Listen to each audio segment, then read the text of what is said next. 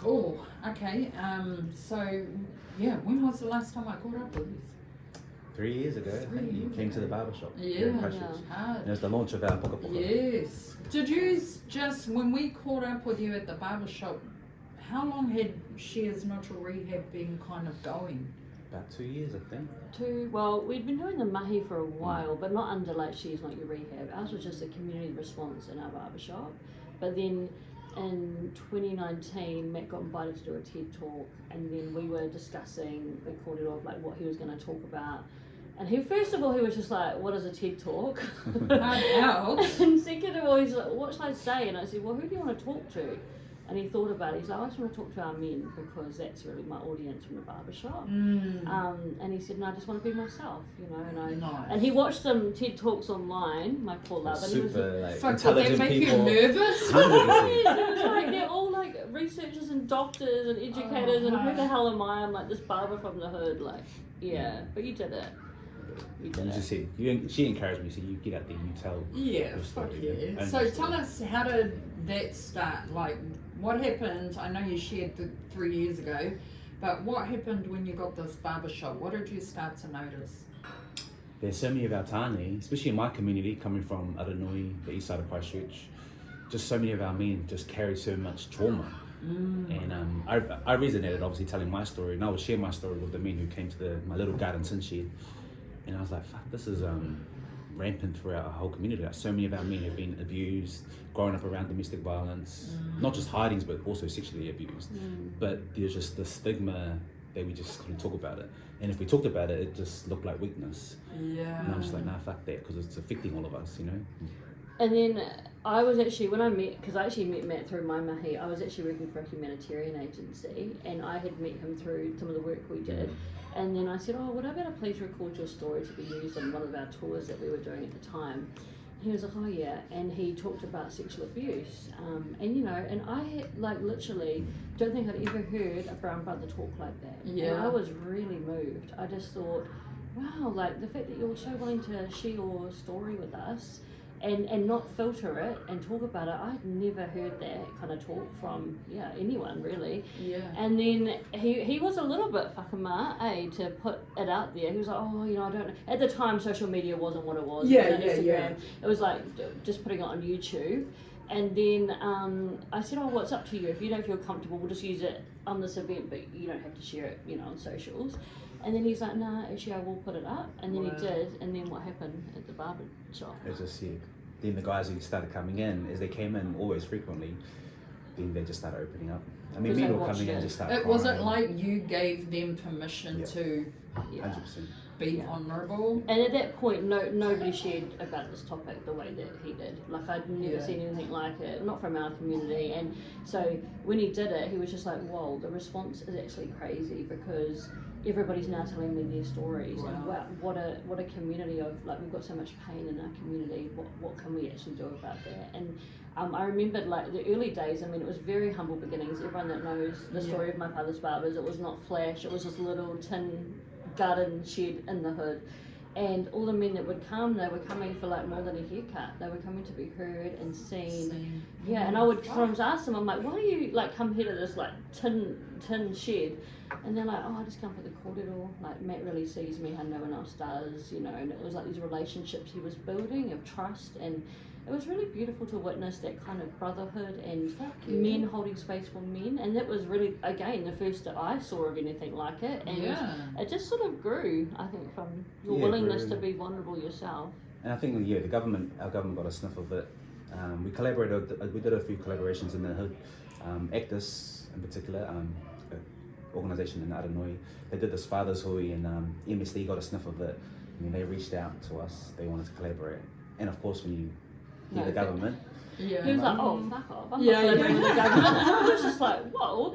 And then they sort of said, "Oh, we can put some food to you towards something like a project you want to do." And he's like, "Oh, okay." Hey, tell me more. Free money's good money. And then he had this dream to hold Barber One around the Motu for other barbers to come and sort of learn what we've been doing, so that they could then hold the space in their barbershop too, and have these discussions about mental health and domestic violence and all those sorts of things. And it was beautiful. So all up we held 4 wānanga, and 200 barbers came from around the Far at out. different marae that we hosted it at, and it was one of the most beautiful experiences of our early days, eh? Because we thought, I'm only one barber. Yeah. There's only so many heads I can cut. Yeah. If we teach other barbers how to have these corridor, Yeah. hold the space for men, then maybe we can see a shift Yeah. in what healthy masculinity could look like for Aotearoa. So, yeah, And it was also, beautiful. barbershops were more accessible to a lot of our people than like mental health providers. True. So a lot of our people didn't want to go to clinics or didn't want to go to, doctors. They felt a lot of, shame about that. But actually, all of them went to get haircuts, and so actually, why not meet men where they're at? Yeah. So then from there, we just started hosting men's free group therapy. And so that was open and free to any tāne that wanted to come and just be together. And there was no ulterior motive. We were like, we don't need to collect your details. We're not trying to get you in our system. We don't want to recruit you for our religious movement. Like, it's just come as you are, share what you want. And then, it's up to you. And then if they came, we actually got them access to one-on-one therapy with some beautiful Pacific therapists down here that we collaborated with from Aviva. Wow. And Mapu Maya. And so just to see these beautiful older Pacific therapists come and sit with these men was also beautiful, because it kind of, I think, bridged the gap of services and, our people that probably wouldn't have interacted like that. Yeah. So it was another, the first one we held, Matt just sort of shared the word on social media. Again, it was not funded or anything, it was just a community response. And there was 100 men attending. Wow. Like, sometimes he was like, I actually have to stop advertising it because I feel bad, we can't really fit any more people in. We had whole gangs showing up outside and wanting to participate. Matt was like, oh brothers, you're actually scaring away the other guys. I'm like, I'll come and do one for you at the pad. Like, it was cool. Like, it was beautiful to witness that so many tāne did want to be about the healing and be on their journey, And I think that goes against what a lot of people say, or I guess believe, the assumptions they make that men aren't involved, they don't want to do anything, they're not going to change. I'm like, actually, if we have the right If the right models, opportunity was there, they would. Yeah. 100%. And you've got to have, I think, somebody who's got the lived experience who literally shows you what it looks like to do the healing work, role model that, and so many men were like, oh, I can do that too. It was like seeing a window to another life. Yeah. You don't have to go down this path. Because like for you, he said to me, all I'm watching in my neighbourhood is all the boys I grew up with become incarcerated, dead, addicted, in terrible relationships. And it's like, well, what are we all doing while this is all happening? Yeah. So it's, They say, you become a product of your environment, but I think when your environment is chaos and trauma, then what choices do you have? Yeah. Oh, it's easy for people to say, oh, don't be that, but for a lot of the tāne we've worked with, you've never seen anything else. Yeah, So exactly. if you come from a home of domestic violence, you come from a home of abuse, of suffering, that's all you know, that is normal to you. And so to go, oh, well, why don't you just go and be this? You're like, bro, I don't know what that looks like. Yeah. So I think there's a lot of, I think us as a society, as a community, have to really be intentional with showing, actually showing what it looks like to have another way. Because role modelling is the best way that men will engage in this healing work. And that's evidence proven. So, yeah, I think we just have to show more of it. We have to show what we want men to be. Yeah. For anyone that doesn't know, Matt, if you don't mind, what is your journey? Man, so this kaupapa, she's not your rehab. When I think of it's my mum. Yeah. So I grew up in family violence. In the city, Christchurch, Ototahi, I had lived in every woman's refuge home here in Christchurch. Right throughout my childhood, me and my siblings, it was, wake up in the middle of the night, 3 o'clock in the morning, to hearing my mum getting beaten to a pulp. Oh. And I would turn around and look at my little brother and he was like, oh, they're doing it again, and just go back to sleep. It was just normal. But Dad was still Superman to us, So every time my dad did a leg in prison, we were the boys hoping and praying, Dad will change. When Dad gets out, he'll stop abusing Mum. That day never came. And so the reason why we wanted to write this book was to really get it into the hands of tāne. And I'm so passionate in working with men because kids still see our dads as Superman, And if we don't help them heal, we're not going to see a change. The cycle's never going to be broken. And so, I suppose I went down this path of just working and trying to understand men and help men heal, because there's little mats in every backyard, hoping and praying that their dads change. So yeah, I witnessed my mum be a rehab centre my entire childhood. My dear mum, but I'd always ask her, holding her hand, sleeping in the car, lining up at the next food bank, wondering what we're going to eat. Why don't you just leave Dad? Just leave him, he's going to kill you. Did you ever get to have that conversation? Have that conversation on why didn't she? Her response to that was either silence or what other option do I have?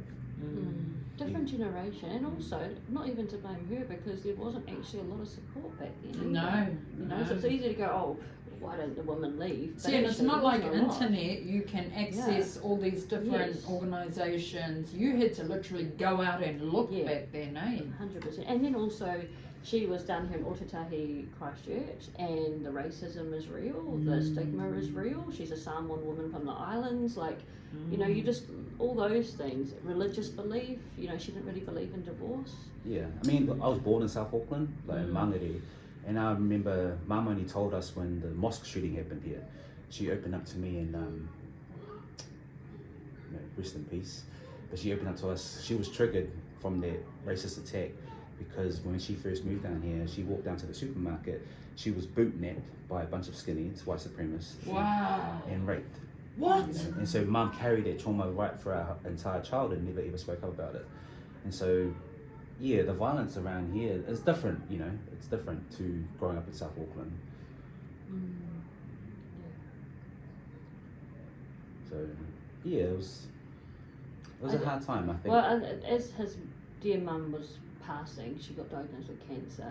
Right before our book came out, he said to her, we had this mini corridor, and he said, Mum, I'm writing this book, I want to put our story out there, and she's this, beautiful Samoan woman who's also quite private about that stuff, it's not culture to go and blab shit to everybody. And she's like, oh no, why don't you write the happy things about the family? He's just like, which ones? And she was silent.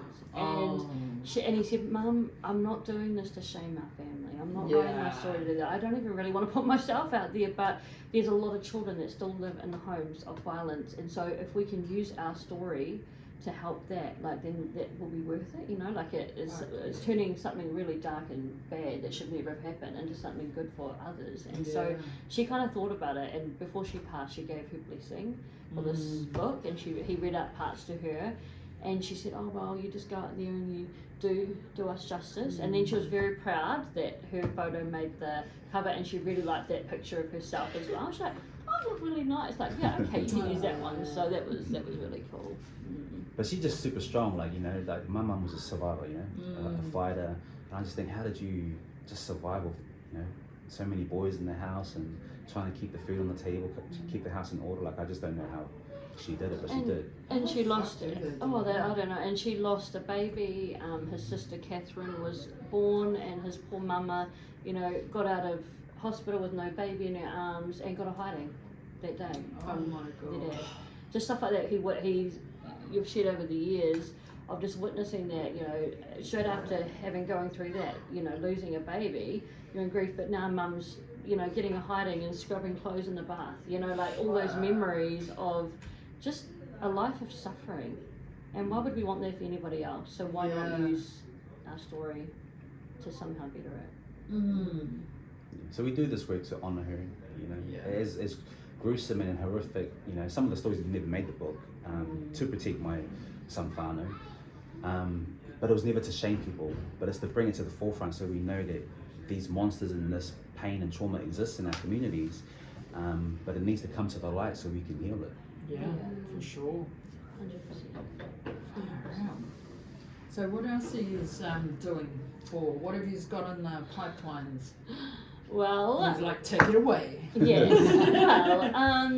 Well, we really, the goal of She's Not Your Rehab is to, I guess, remove the stigma around the conversation around domestic violence, sexual abuse, especially for our people. But also, we would like to create sustainable tools of healing, and by that I mean actually when we keep telling people to reach out for help and there isn't actually a lot of help, that's on us as a society to create better solutions. So I used to work on the family violence phone lines, and on these lines I would hear from all people, you know, women, men, children sometimes, family members, teachers. What would they be ringing for? Oh, anything and everything. Hi, I just got stabbed. My boyfriend's outside the house. I don't want to call the police because he's in a gang. They'll come back and kill me. Like, oh, hi, I'm hearing a kid next door getting a hiding. What should I do? Oh, hello, I need refuge. He just tried to stab me. I've run with my kids and we're at the bus stop. We've got nothing on us but the clothes on our back. We've got no money. And a lot of like wealthy, educated people would ring as well. Yeah, there was all. I'll tell you right now, it ain't just stories from the hood. It's people everywhere, all you know, economic, you know, backgrounds, white, brown, you know, everything. It's not to one group of people, but there's actually a lot of shame for different reasons in different groups in society.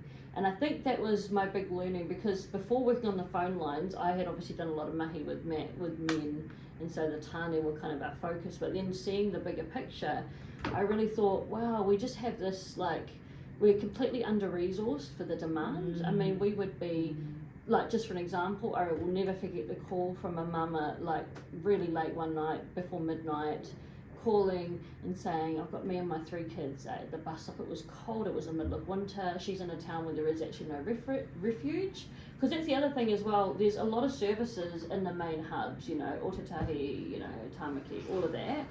But actually you go out to more regional places, like farming communities, you're hours before the police or refuge. So I remember her ringing and, you know, just the desperation in her voice, and my phone's on like 5%, it's going to die, like what do I do?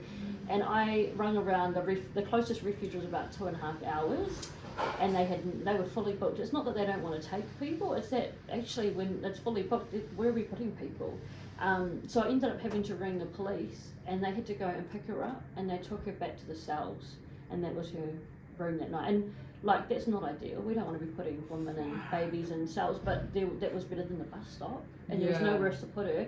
And so the police tried to make it as good as they can. They were really kind to her, got her a feed, all of that. And just seeing that, it just really made me think, man, like, what are we doing? Like, there's just a lack everywhere. And I would hear from many tāne who actually did want to get help. Like, the presumption that men don't want to do the work is wrong. I would get many men calling. I got brothers calling me in the garage of their home with the pipe in their window wanting to take their life. Whoa. I had men calling me from the bathroom. They locked themselves in because they could feel that they were dysregulated and they wanted to give their missus a hiding. And they did, but they, you know, that was their reaction, but they're like, I don't want to do that, but I don't know what to do. You know, I'm so angry, you know, and you have to talk through things with them. And there was just a lot of... Is there a men's, like, line just for men? There is. Well, I was doing the family violence information line. I did the women's refuge chat, the shine line. I did the sexual, abuse line. I did the elder abuse line. There's quite a lot of different lines, but actually some of them go through to the same core teams. You sort of train for all the lines. There are men's lines, but again, like, it was sort of sometimes like, okay, where do you live, bro? And you'd look in his area, and there was just nothing to put him to. And so if you don't, some of the mandated services, you can only get there by being court mandated. So you can't just voluntarily go, hey, I know that I'm struggling. I know that there's violence in our relationship. So they would, they'd just be at a loss of where to go. And there was guys that were calling me fresh out of prison, going, hey, my probation officer has put me back at the home of the woman that I've beaten. She's actually got a protection order, but there's nowhere else for me to go. Where could I go? And it was like around Christmas time, so everyone was shut down. So I just heard a lot of that, and I just thought, how could we make sustainable tools for men to do the work to heal that didn't require wait lists, didn't require expensive therapy that a lot of people couldn't afford? So that was really the heart of creating Inner Boy. But this Inner Boy was birthed during COVID, when we were all stuck at home for 6 weeks. I jumped on national television and did an interview with Women's Refuge CEO, Dr. Ange Jury. And I said on primetime television, if there's any brother out there struggling with anger or violence or his mental health, please reach out to me. I promise I'll respond. Next minute, thousands and thousands of You people. were like trying to refresh the socials, And and it was just like so much inundated. messages that he could never get on top of it for like weeks. So I was up till 3 o'clock in the morning every night, just FaceTiming, video calling. Because we were just thinking of the tamariki at home who were with dysregulated parents, who, you know, dad's at home, he's worried about no mahi because that, you know, everyone's businesses are shut down, like we're going to get money. All of these are drivers. When you don't know how to respond better to these emotions, you know, you react badly, your kids trigger the shit out of you, we all know it. Like anybody's kids trigger you, you know, on the best of days, they know how to get right in there. And it's not their fault, they're just being kids, but if you don't have better coping, you know, tools, what's going to happen? So he was like, well, I'd rather them call me than lash out. And we were getting messages from like kids, like a 12-year-old wrote to us, we'll never forget, and said, my dad's abusing my little brother, how can you please help me help him, because I don't, he didn't want this to keep happening. So that kind of really So we jumped online, tried to find help, and there was nothing available. What do you do for that?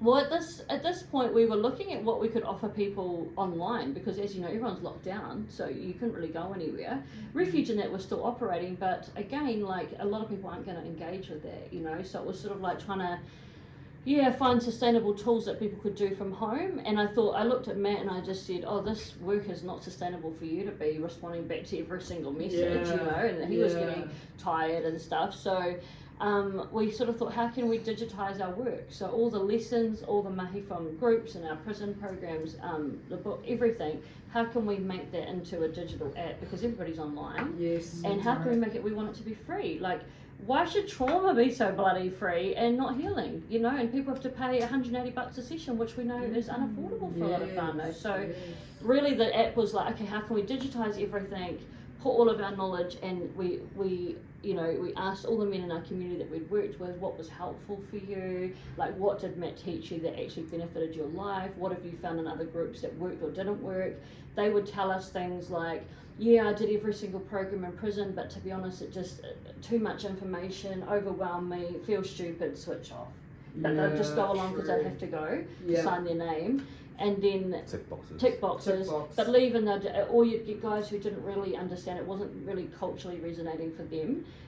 So you'd get a lot of guys that, it just, the current things that were available just weren't working. And so we thought, okay, how can we simplify it, take out the psychobabble, which is really what we've tried to do with the book and now the app, is just make tools of healing simple and accessible for people. So we created the app, we had the idea, and basically it's, men can log on, it's completely free, you do 30 minutes for 30 days, and it's just a simplified lesson. So everything's in the form of video. Matt here shares a little kōrero lesson about one topic, so it might be about regulating yourself. And then they learn the lesson from the video, then they do an activity to personalise that lesson to their own life, and then there's a time of reflection after that. So you can do it all under 30 minutes. Anybody can do it for free. People are doing it in groups with their bros together, rehabs are doing it together.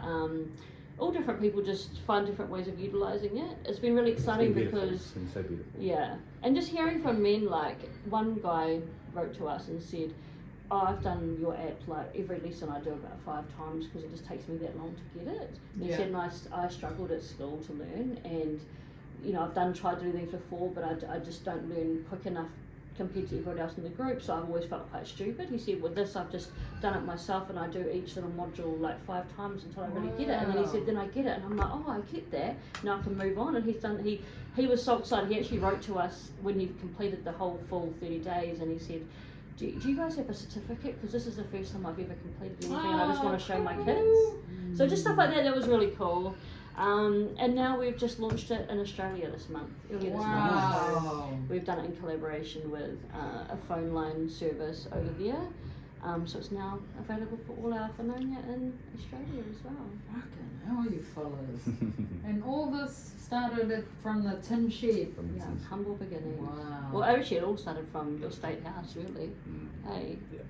Actually, and I think there's beautiful things in humble beginnings. Yeah. And that's why we've always loved your mahi too, because actually sometimes you just have to show people that it's okay to start where you're at with what you have. You don't need everything. You just start, just sharing your story, being truthful with what you have to share. But that's the hardest part, is putting yourself out there. Because you're going to get the noise. People critique you. People misunderstand you. Yeah. People are committed to misunderstanding sometimes, and they won't be. You can't talk them out of it. So I think you can't change their mind. Their minds are made up. Yeah, and you know what? You go, okay, to quiet, like that's you're thought about that, but okay, like. And we don't do Carry it on. We do it for the kids who are witnessing their dads trying to figure it out themselves, and that's all I care about. And I think when you do birth any kind of kaupapa like this, just be true to your own vision. Like, our vision is a world where it's free of violence for our tamariki. What we want for our babies, we want for all babies. Every single child in Aotearoa and around the world deserves to live in a home that's violence free. Yeah. So I'm not going to be swayed by Karen in the comment section. I don't give a fuck what you have to say. Like you don't pay our bills, you don't support our mahi, you're not doing anything. You're here, whatever, trolling us, dropping us DMs, but actually, no, we keep our eyes fixed on our calling, and we know what our calling is, and that is to create a generation of cycle breakers. And by doing that, we have to make solutions and tools that are for our people. And so we aren't going to be talked out of it by you. And we don't even read the comments anymore, or some of the DMs. Luckily, our sister does the socials. But I mean, our tagline is, your childhood trauma wasn't your fault, but your healing is your responsibility. Yes. And we apply that to the comment section. Like, if you choose a comment and it get triggered, that's your responsibility. That's not ours. My responsibility is to be a husband and a papa first. So I'm not spending all my time. I don't get paid to respond back to you, I'll respond back to you if I have the time to. Yes. But to everyone else who's being triggered from our work, or why are you working with men who perpetrate violence? You're condoning it, you're making excuses for Is bad behaviour. Is that what people say? all the time. We've had death All the threats. time. What the fuck? Because we're just we're about abusers, we're supporting abusers, we're platforming abusers. What else have we been told? Oh, you guys should be helping out victims. I'm like, do you know that a lot of these men actually are victims? And if you look at those incarcerated, the statistics are very high for those men having lived in domestic violence too. So if we're not going to work with them, or we're not going to help them to heal, what do you think is going to happen? They're just going to keep going around creating more victims, people. Like, it's not. And the thing is, they're being proactive in seeking help. Yeah, exactly. And we want to normalise the conversation.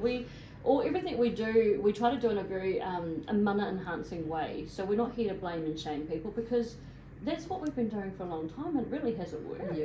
We chuck people in prison, and what do we do? Like, they come out one day, I just think to myself, we have to be about actually looking at how to help people to actually do the genuine work of healing the mamae that sits within them generationally, and they don't know a better way. So why not actually create tools and solutions? Why not show role model, actually men can be like this, you can be this kind of dad even if you never had it. And I think that we actually are helping Wahine children by helping our men heal, because the amount of, while we do get a lot of negativity from those sorts of people, you also get beautiful letters from women whose partners got the book inside prison, and they're like ringing out, leaving us voice notes, crying, thank you so much, my man read your book and it's changed the way he thinks. He actually wants to engage in a group now. I never thought he would do that. We hear from kids who go, one, dad was in a gang our whole life, in and out of prison more times than with us, and he never ever has apologised for anything, and he read your book inside and literally rung me and my brother and apologised to us. We never ever thought we'd hear those words out of Dad's mouth, because he didn't really understand what he'd really done. And so when I hear that, I think this is our why. That's what makes everything worth it. And everything else to us is just noise, because until we reach our goal of this generation of cycle breakers that we want to create to eradicate DV, which is entirely doable if all of us come together. We just won't be swayed from it. And we're seeing a massive ripple effect, working alongside men who have, or once upon a time, perpetrators. I prefer not to call them that. They're men who have perpetrated violence. They're tiny, beautiful men. Like a brother named Jordan, and his beautiful wife Laura, who started a foundation called Tawa, who are helping men reintegrate back into society. And Jordan's got one of our country's most horrific child abuse cases. He lost his son. His son was horrifically murdered, not by him, but caregivers. And he's just used his story from gang life, but is now helping so many men in our community. He runs men's groups. There are free therapy groups for men in our community on the east side of Christchurch. Every second week. Yeah, and there's another brother, Majestical. Shout out to Majestical. He's out there again, gang family, all that sort of stuff. But he's out there supporting people in the hood. Like, there are so many men now that actually would like to be cycle breakers. They want to do the work. They want to support their brothers, their cousins, their friends, their whānau to heal. But let's just be honest, those stories don't make the news as much. Yeah. Because we just want to put in the negativity because that's what gets the clicks. But actually, we know firsthand on the ground, going around this whole, country, that we have seen so many men actually be about the change, and it's so heartening to see our men stand up and want to do it. And we need to platform them. We need to show them, so it encourages other men to be about it too. Yeah, fuck yes. Matt and Sarah Brown. Wow, he's a powerhouse. I'm just like, holy shit. But it starts with us. Like, all this mahi really starts with us. Like, when people ask us, how do you guys do the work? You guys get tired? Like, it really is. We're accountable to one another. We're honest with each other. Like, when we got into this relationship, we had an agreement. Nothing is ever off the table. Yeah. And I, coming from my story of child abuse, sexual abuse, a victim of all that stuff. My tool to survive was lying. So I would lie my way around everything. It became my identity. I didn't even know who I was. And so when I became friends with this woman who was a truth seeker and passionate about, injustices of the world, fighting against injustices, like, that was attractive to me. Yeah. And I knew firsthand getting into this relationship with this wahine that I had to bloody do the work. If I wanted this woman in my life, and I loved her, we were friends for 4 years, and I said, man, if I really have any shot at, being with this person, I really had to do the work. Better stop bullshitting. And so she's not my rehab, she's my home, my safe place. And that's what I try and encourage Tani, like, we both come from homes of dysfunction and abuse, but it is possible to change that narrative. Yes. It's possible to be everything that you never witnessed or received. And that's really our why. We just want to, I guess, model it, because when we started in our relationship, I remember looking around for like couples or people that had come from our sort of backgrounds that were talking about their story of how they made it work. Because it's one thing to grow up in a lovely home and you see wonderful parents and they've got a really great relationship. You're learning firsthand how to relate to each other. But it's very difficult when you don't come from that, both of you, and you trigger the shit out of each other, there's this and that, and you don't know how to communicate well, all of those things. I used to think, man, I just wish that there was more available for people like us to learn how to relate well together, because we would have, a better relationship, a better home environment for our kids. And so we just decided that on this journey, let's just try to be honest and transparent and show people what it actually looks like to do the work and to break that cycle and what it would look like to be everything you never got. So that's really our, desire, our heart. And just creating more tools. At the moment, next year we're actually launching a children's book. Hey. So it's called This Is Not Yours to Carry. It'll be Wow. and it's about, because it actually came from, Matt said to me that when all the times he would go through the refuge, he said everybody concentrates on mum, and trying to better her, but all of us, no one really sat down and explained anything. And he said, and so in your head, children are excellent recorders of what's happened to them, but they don't interpret things well. So he said, you'd think, oh, well, what did I do to make Dad angry this time? How could I, and so kids internalise that. How can I help mum? Like, mum's sad all the time, how can I make her be happy? All of these things. And so he said, I just wish somebody had told me back then that actually none of that was yours to carry, because you carry that inside of you as you grow for a long time. So I was like, okay, well, let's make a children's book for those children. So our book is dedicated to all of our refuge babies that go in and out.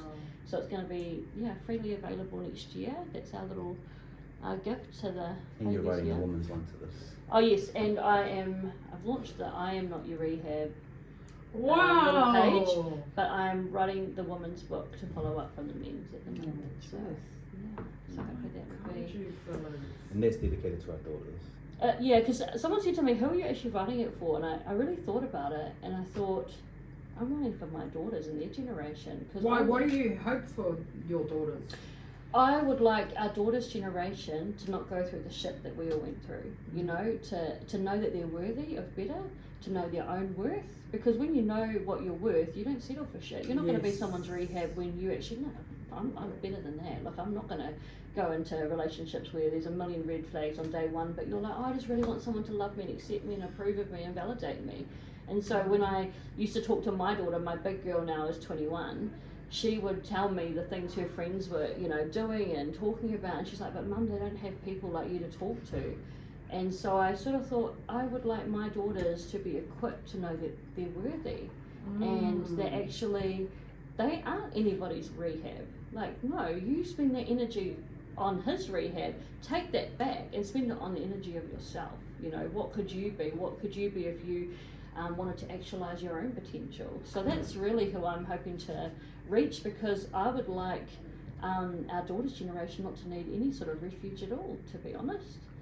What's the point in we just keep building refuges and chucking people in prisons, but that model hasn't really worked. We've got to help heal our daughter's generation. So oh my God, that's what Sarah I'm hoping Brown for fucking Prime Minister. Oh, no thank you. No, I honestly, our genuine heart is that Aotearoa could be a country free of violence for our babies. That's what everybody deserves. Like, every single child deserves that.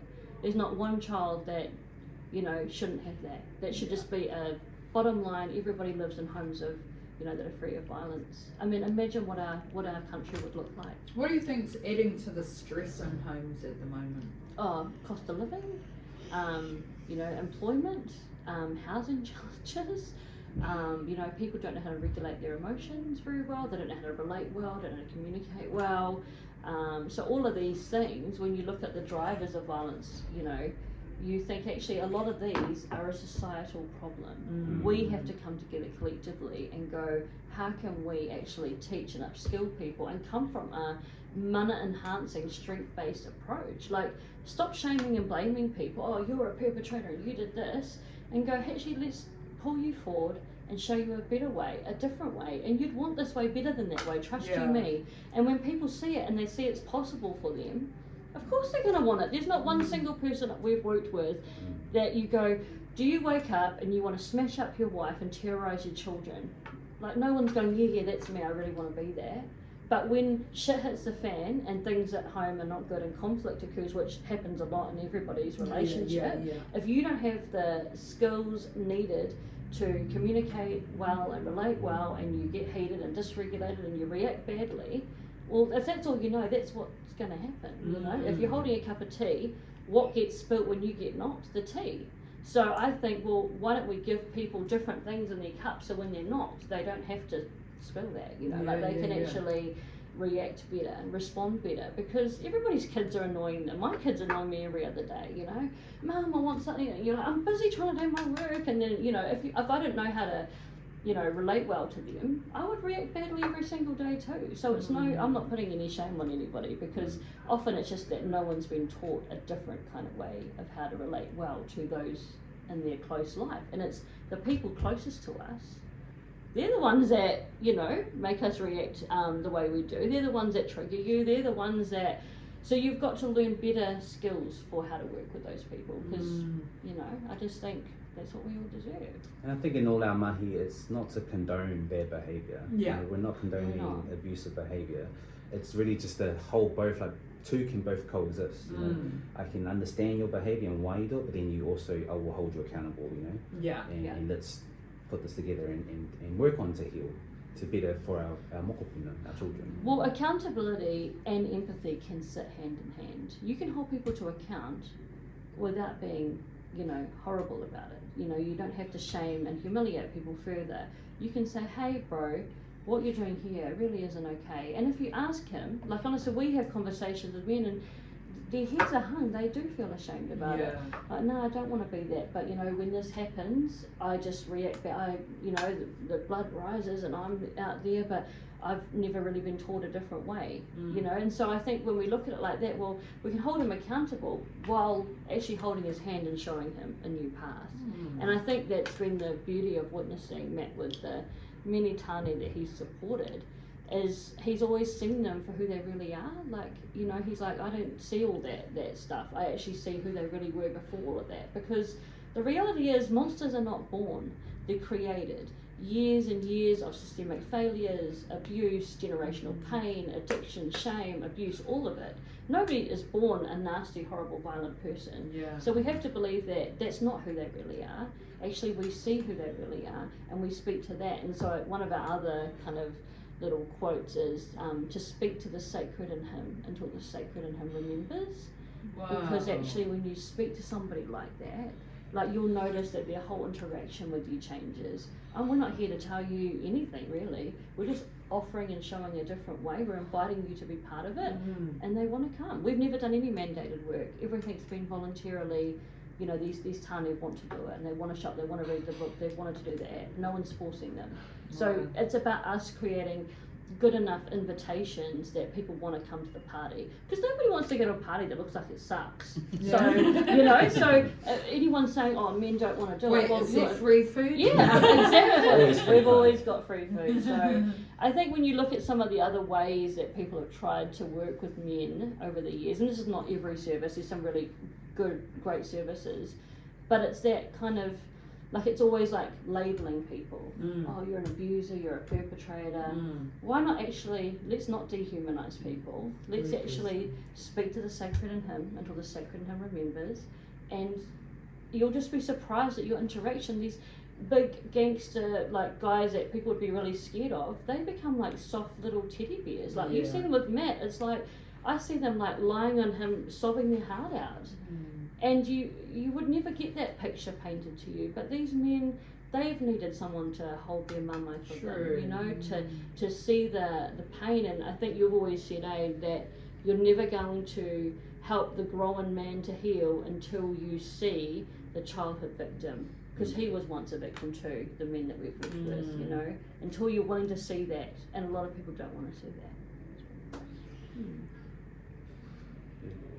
Sorry, guys, we just took one for you. Oh my God. We're passionate about this is why nobody invites us to dinner. No, nobody wants to invite us to dinner. Actually, we were with some friends last night. We're like, oh, sorry, now we've spiraled down to talking about some sort of trauma.